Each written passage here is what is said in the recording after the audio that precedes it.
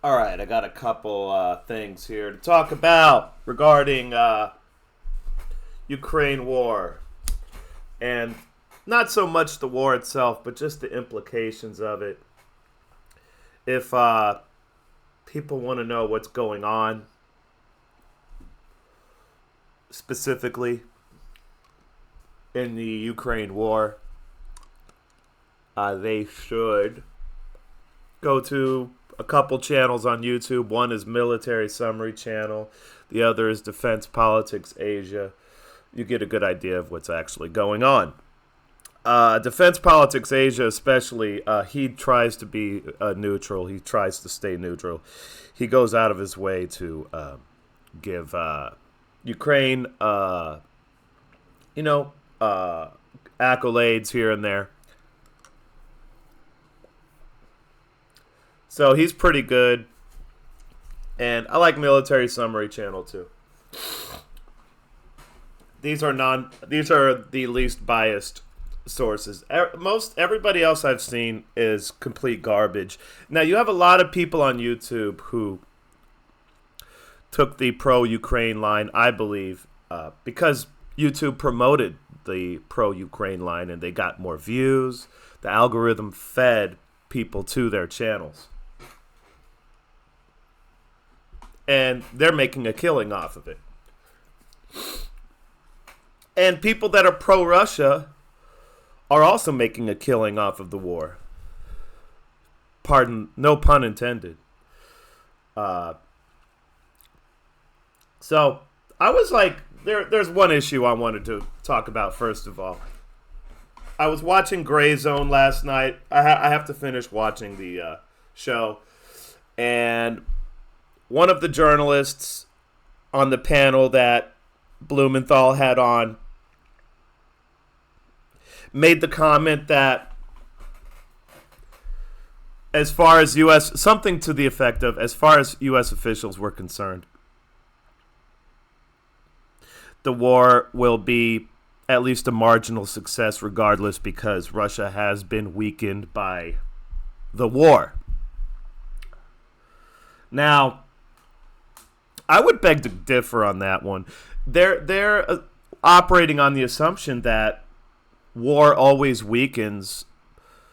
That nation states are always going to come out of a war weaker, I guess. Well, that wasn't the case with the United States after World War II.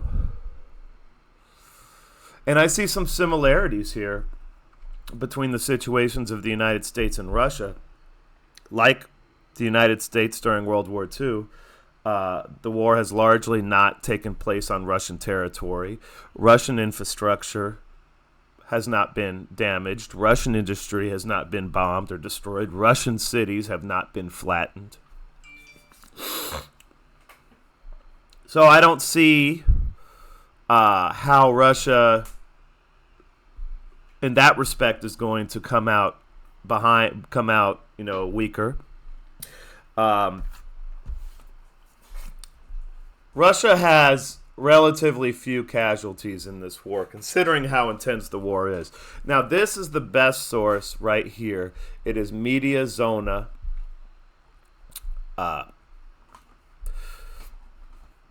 You could see the casualties that that they've confirmed. The methodology down here.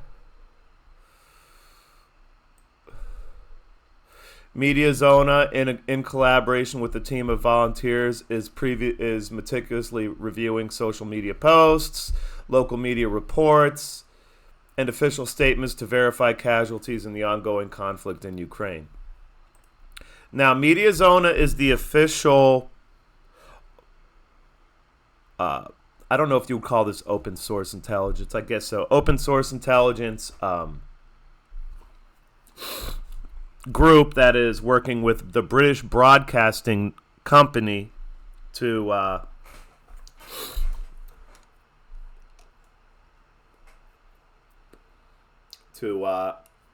come up with casualty figures for Russia. And they're using a sound methodology. They're going to not only the Russian government, which is undercounting, like all governments do, the official numbers, but at least they're releasing official numbers. Ukraine isn't even releasing official numbers. So let's put that to the side for a moment. And then they're going to local media reports, and they're going to social media posts, and they are coming up with this figure. And I would even say that figure is probably a little low because there's going to be some that slip through. So I'll just be generous and say this is as of August 11th. And this is death, Russian casualties in Ukraine. Now, this is casualties, I believe. So they're not even saying deaths. The actual death toll. No, they're actually, I think they're misconstruing casualties and deaths.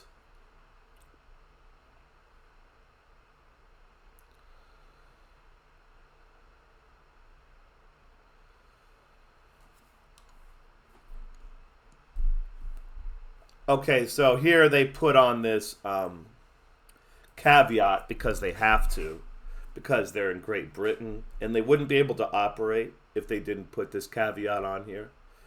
They definitely wouldn't get a contract from the BBC to do all of this investigation, probably making good money, unless they put this caveat on there, which is the actual death toll is significantly higher.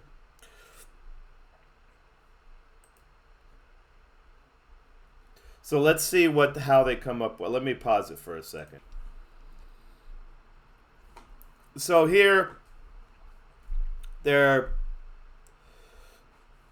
giving a methodology for why they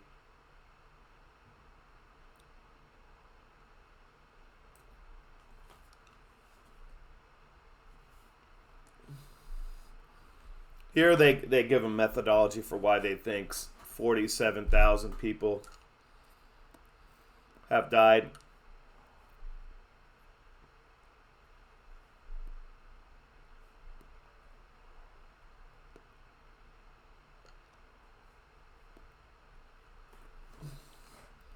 They're using excess mortality numbers, excess death numbers. That's not sound methodology.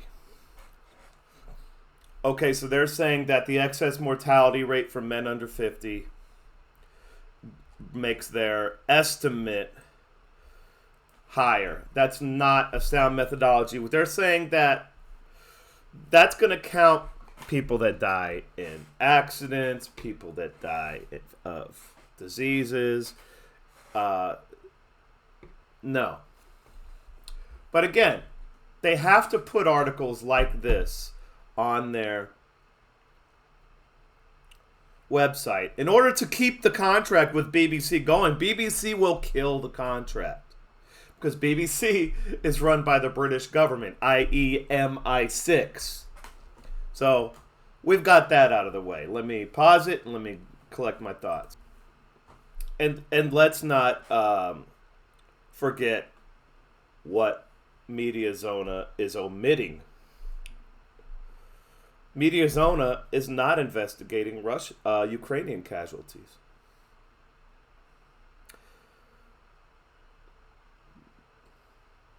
What they're not talking about says a lot about what actually is going on in the Ukraine war.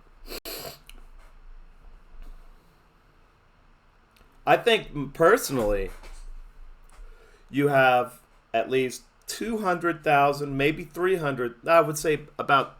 I've been putting the estimate lately at about my estimate off the top of my head, so take it with a pinch of salt. But I've been watching this war very closely.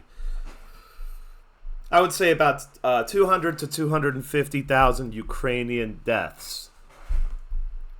As far as casualties, including wounded and missing, I think we're getting close to 1 million casualties.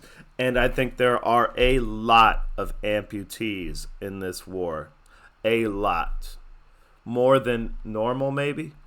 Because most of the wounded, the irretrievably wounded, are going to have been wounded by shrapnel, by mines, etc. And that's going to lead, especially given the fact that the Ukrainian healthcare system is completely overloaded, if it barely exists at all. Generally speaking, a doctor is going to amputate first and ask questions later. Okay, so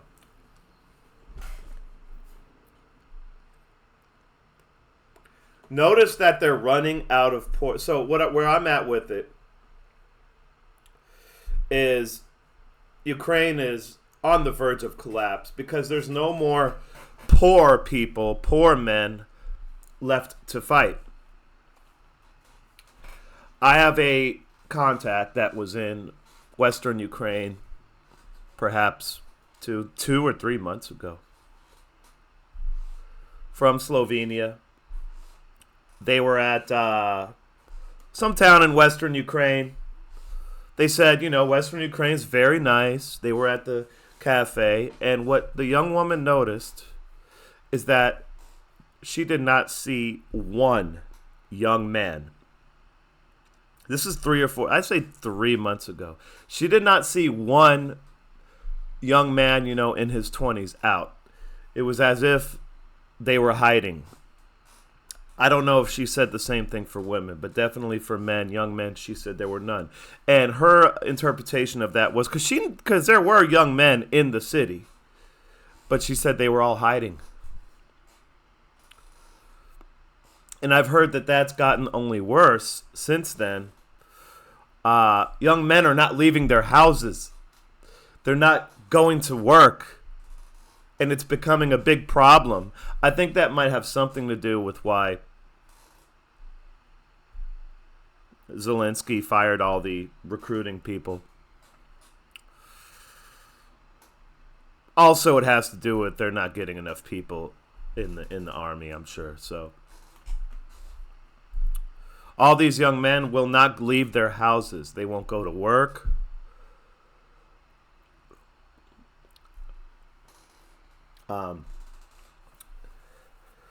We had Shoigu say last September 100,000 dead, and then Ursula von der Leyen confirmed that by accident a couple months later. If we look at Bakhmut, that was well before Bakhmut. I could say perhaps close to, I think, even Prigozhin, who should always be taken with a grain of salt, said something like 70,000 Ukrainians had been killed in Bakhmut. The counteroffensive, Shoigu says 40,000. We're getting well over 100,000 just based off of those numbers. We're getting close to 200,000 deaths. Multiply that by 3 and you got your wounded, and maybe even more, because like I said, there's going to be a lot of amputees in this war, especially on the Ukrainian side, because the Ukrainians are taking the brunt of the shelling. You're going to have a lot of shell shock people too. You're going to have a lot of that, just like what we saw in World War I. It's an absolute disaster. And back to the original point, sure, Russia is losing people. They probably have a total casualty count, if you look at this number, of about 100,000. Russia has a population of about 114 million, I think. Did I see that earlier? I think it was like 114 million.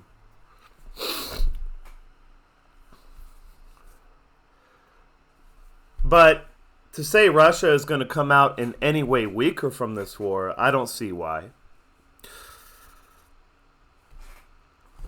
Russia is certainly, without a doubt, gaining diplomatic capital on the geopolitical stage.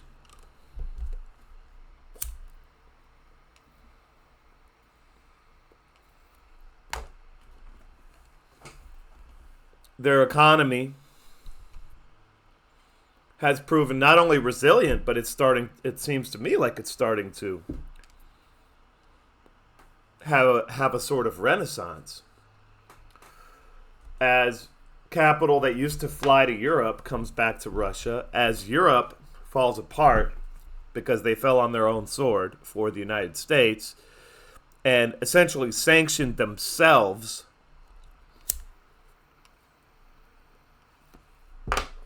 at the behest of the United States. Because in sanctioning Russia, they essentially sanctioned themselves. No Russian infrastructure, very little Russian infrastructure has been damaged. Very little industry. No towns have been destroyed except maybe in the Belgorod area. These little towns, inconsequential.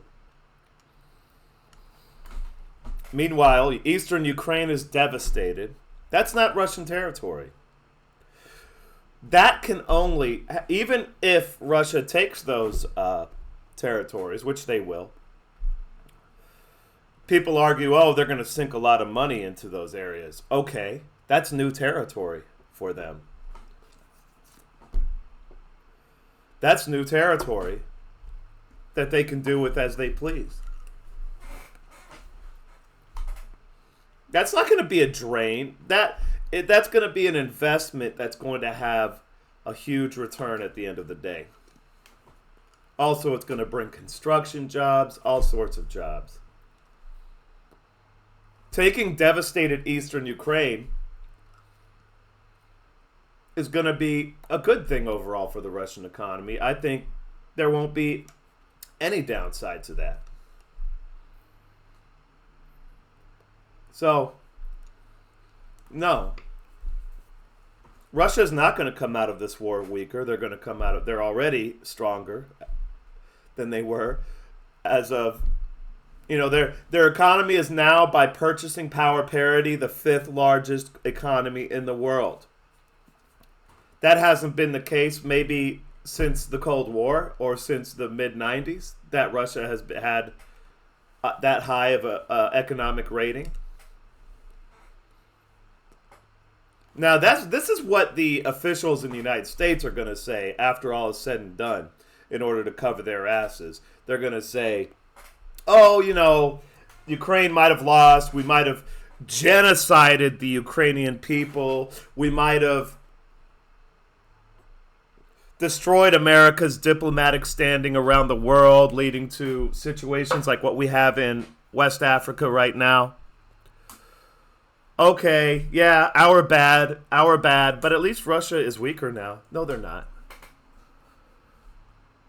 It's a similar situation to what happened with the United States. The United States came out of World War II stronger. Why?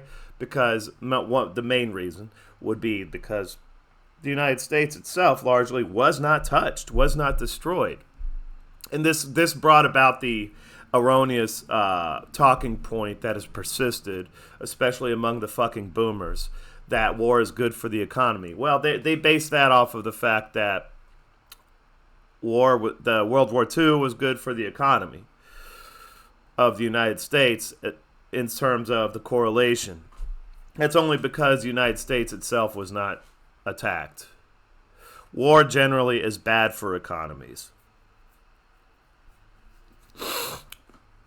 But when one side is largely unscathed by the destructive power of the war, they can come out ahead. And I think Russia is going to come out ahead. One other thing is, well, Americans are still in this. Americans are still in this, still living this fantasy they've been indoctrinated into believing since the Cold War, which is, America is ethically superior, morally superior, and militarily superior to every other country. Well, I think soon enough Americans are going to wake up from that daydream. Over the next 5 years or so. As Europe collapses, that's going to affect the United States. We have so many issues here, and Russia is just going to continue on. It's going to carry on carrying on. Because now, their economy is largely isolated. They're pretty interconnected with China, and people are saying now, oh, China is going to collapse. That might affect Russia. That will affect Russia. But the difference between China has a property bubble going on. But given the Chinese culture and the Chinese mentality itself, given, they're trying to increase demand right now in China. They're trying to get people to spend money, among other things. And the Chinese people just aren't having it because, they're saving money right now. They're saving money. They don't want to spend no money. That's a healthy economy right there. When people save money, that's healthy behavior. Here in the United States, you couldn't pay people to save money. And they don't, actually, with their, 0.5% interest rates on savings accounts.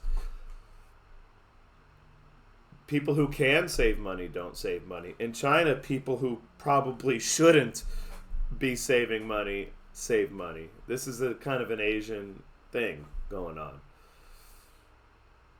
So China's going to pull out of whatever problems they got. They have an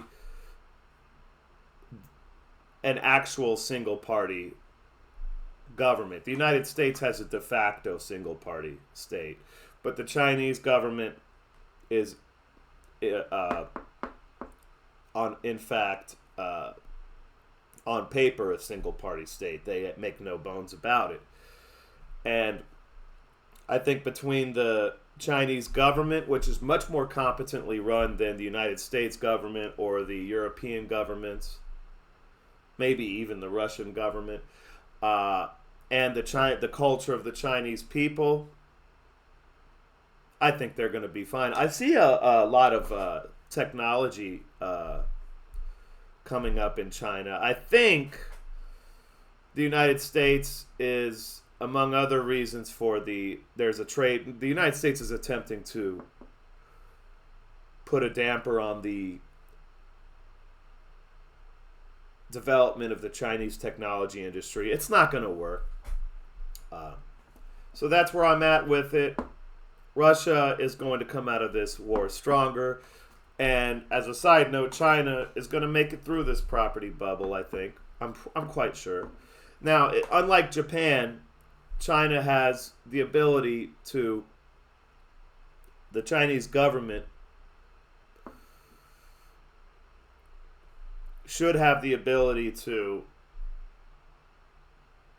institute the policies necessary, despite the pain that might occur as a result, to right the listing ship of the Chinese economy. It's going to be difficult, but I think, the Chinese people, it's nothing they haven't been through. The younger people probably don't remember the hard times, but there's still plenty of people there who do. I think they'll be fine. So I am out.